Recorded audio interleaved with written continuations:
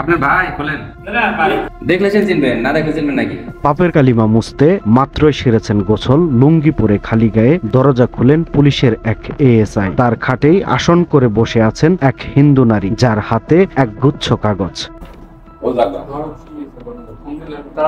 ASI এর সদ্য সেরে আসা স্নান ভেজা শরীর, বারবার মুছে নিজেকে পবিত্র দেখাবার চেষ্টা। কিন্তু পাপ অত সহজে কি বাপকে ছাড়ে?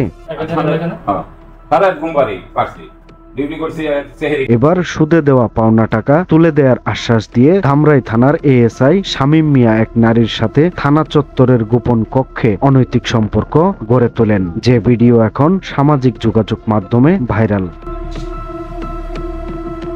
ভিডিও সূত্রে জানা যায়, সোমবার দুপুরে প্রায় ঘণ্টাখানেক আগে হিন্দু ওই নারী প্রবেশ করেন থানার পিছনে নিয়ে রাখা এএসআই শামীম মিয়ার ব্যক্তিগত কক্ষে। দরজা আটকিয়ে ওই নারীর পাওনা টাকা তুলে দেওয়ার খেলা শুরু করেন এএসআই শামীম। বিষয়টি স্থানীয়দের নজরে আসে। এরপর দরজায় গিয়ে ডাকাডাকির এক পর্যায়ে দরজা খুলে দেন এএসআই শামীম। বারবার ভেজা শরীর মুছে চেষ্টা করছিলেন নিজেকে পাপমুক্ত উপস্থাপন করা, কিন্তু শেষ রক্ষা হয়নি তার।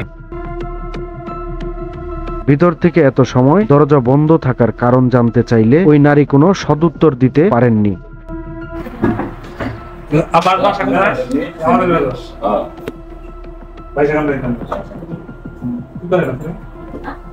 ঘটনাস্থলে সাংবাদিকরা গেলে এএসআই শামীম ঘটনার কথা স্বীকার করে সাংবাদিকদের টাকা দিয়ে ম্যানেজ করার চেষ্টা করেন। টাকা না নেওয়ায় ওই সাংবাদিকদের বিরুদ্ধে থানায় জিডি করার হুমকি দেন এএসআই শামীম মিয়া।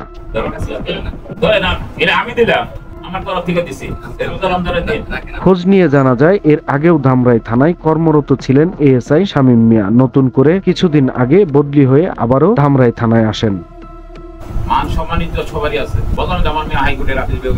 থানার আশেপাশের লোকজন জানান, এই এএসআই এর চরিত্র নিয়ে নানা কথা, এবং তিনি এর আগেও আওয়ামী সরকার থাকাকালীন সময়ে এর চেয়েও বেপরোয়া ভাবে এসব অপকর্মে লিপ্ত ছিলেন। সবশেষ ধামরাই থানার এই এএসআই শামীম মিয়াকে পুলিশ লাইনে ক্লোজ করা হয়েছে। সময়ের কলম, নিউজ ডেস্ক।